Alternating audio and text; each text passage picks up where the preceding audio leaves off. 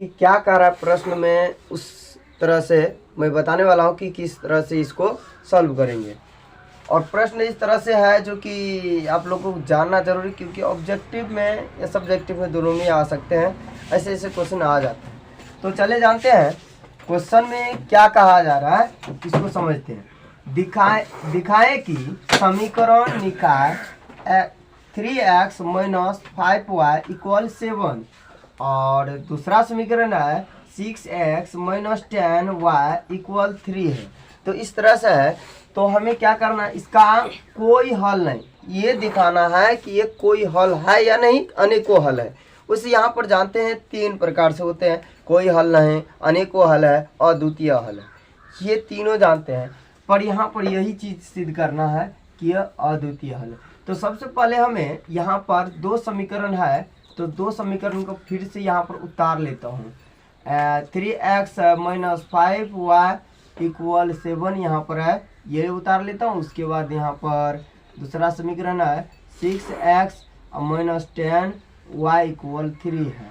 अब यहाँ पर क्या करना है, इसको पहला, इसको दूसरा समीकरण कहेंगे, पहला और दूसरा। तो पहला समीकरण में एक फॉर्मूला याद रखना है, यहाँ पर x जो है ना ax - by = c होता है। उसे ऐसे भी कह सकते हैं, ax + by + c = 0 होता है। तो उसी आधार पर यहाँ पर रखना है, ये पहला समीकरण ये हुआ, और उसके बाद दूसरा समीकरण में भी उसी तरह से।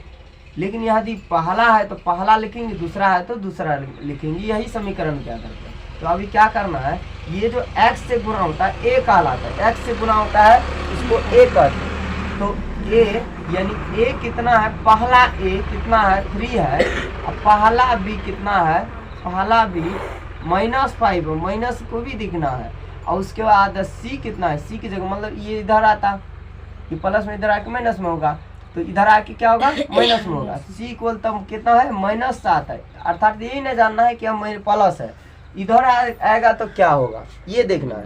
तो इधर आएगा माइनस होगा, तो इसलिए c की जगह पर क्या आएगा, जो है ना -7 होगा। अब यहाँ पर एक चीज यहाँ पर लिखना होगा, क्योंकि एक पहला a पहला b पहला c है। उसके बाद दूसरा a क्या है, ये दूसरा समीकरण है, तो दूसरा a लिखना है। तो दूसरा a कितना है, 6 है। दूसरा b कितना है, यहाँ पर -10 है, -10 लिखना है। फिर दूसरा c कितना है, इधर आएगा ना, तो कितना हो जाएगा, माइनस हो जाएगा, तो -3 होगा। अब यह इसका फॉर्मूला इस तरह से होता है, समीकरण जो है ना a1 बटा a2 = b1 बटा b2 इक्वल जो है ना c1 बटा c2, इस तरह से होता है। तो जब भी कहा जाए कि कोई हल नहीं, तो कोई हल नहीं तो कब होता है, कोई हल नहीं है कब होता है। यहाँ पर पहला a कितना है वो लिखेंगे, 3 है। दूसरा a कितना है वो लिखेंगे, नीचे में 6 है। उसके बाद आगे चलेंगे, b पहला कितना है, -5 है, और b दूसरा कितना है, -10 है। उसके बाद यहाँ पर देखना है, जो है ना c पहला कितना है, -7 है, और c दूसरा कितना है, -3 है। अब यहाँ पर देखना है, ये 3 का 3 और 3 दूना 6, ये माइनस कट जाएगा, 5 का 5 5 दूना 10, ये 0 माइनस कट गया। यहाँ पर हो गया 1/2 = 1/2 = 7/3। यहाँ पर देखने को मिला जो है ना, ये दोनों तो बराबर है पर ये नहीं बराबर है।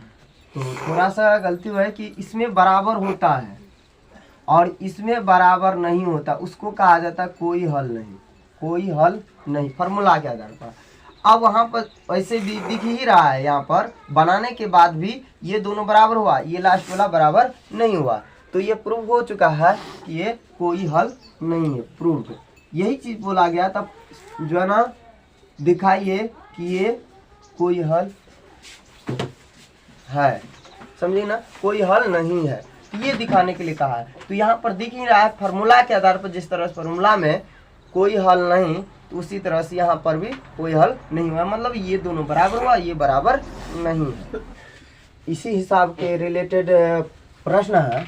जैसे मान ली यहाँ पर कहा गया कोई हल नहीं, उसी आधार पर यदि 3 वो स्टेप होता है, तीनों स्टेप से हमें जानना है कि यदि हमें कोई पूछ, यहाँ पर कोई हल नहीं है कहा गया, यदि कहा जाए एक हल है, ये दिखाएं कि एक हल है, तो कैसे करना है। तो सबसे पहले इस फॉर्मूला को याद रखना है। यदि इस तरह से हो, यदि इस तरह से हो तो हमें ये कहना है, यदि ए और बी ये दोनों अनुपात में यदि बराबर नहीं है तब कहेंगे एक हल है। यदि ये बराबर है, ये दोनों बराबर नहीं है, तब कहेंगे एक हल है। यदि तीनों बराबर हो, तीनों बराबर हो, यानी A1 बटा A2 है, B1 बटा B2 हुआ, C1 बटा C2, ये सही ऐसे यदि समीकरण बराबर हो तो इसको हम इस समीकरण निकाय को अनेक हल कह सकते हैं, अनेकों हल कह सकते हैं।